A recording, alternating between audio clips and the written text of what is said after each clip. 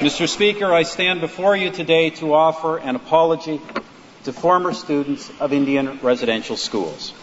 The treatment of children in Indian residential schools is a sad chapter in our history. The government recognizes that the absence of an apology has been an impediment to healing and reconciliation. Therefore, on behalf of the Government of Canada and all Canadians, I stand before you in this chamber so vital, so central to our existence as a country, to apologize to Aboriginal peoples for the role the Government of Canada played in the Indian residential schools system. To the approximately 80,000 living former students and all family members and communities, the Government of Canada now recognizes that it was wrong to forcibly remove children from their homes, and we apologize for having done this. We now recognize that it was wrong to separate children from rich and vibrant cultures and traditions, that it created a void in many lives and communities, and we apologize for having done this. We now recognize that in separating children from their families, we undermine the ability of many to adequately parent their own children and sow the seeds for generations to follow. And we apologize for having done this.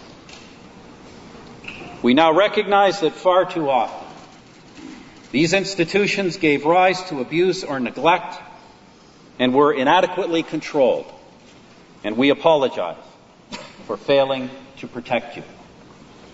Not only did you suffer these abuses as children, but as you became parents, you were powerless to protect your own children from suffering the same experience. And for this, we are sorry. The burden of this experience has been on your shoulders for far too long.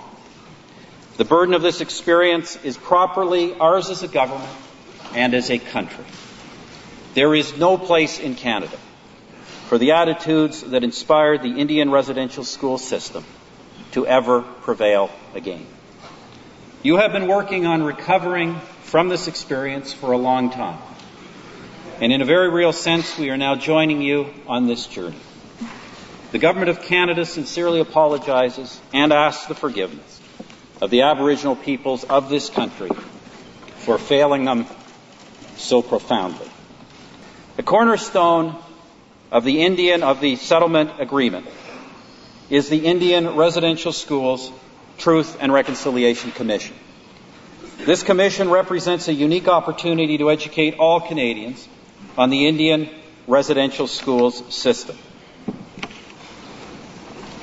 It will be a positive step in forging a new relationship between Aboriginal peoples and other Canadians, a relationship based on the knowledge of our shared history, a respect for each other, and a desire to move forward with a renewed understanding that strong families, strong communities, and vibrant cultures and traditions will contribute to a stronger Canada for all of us. God bless all of you. God bless our land.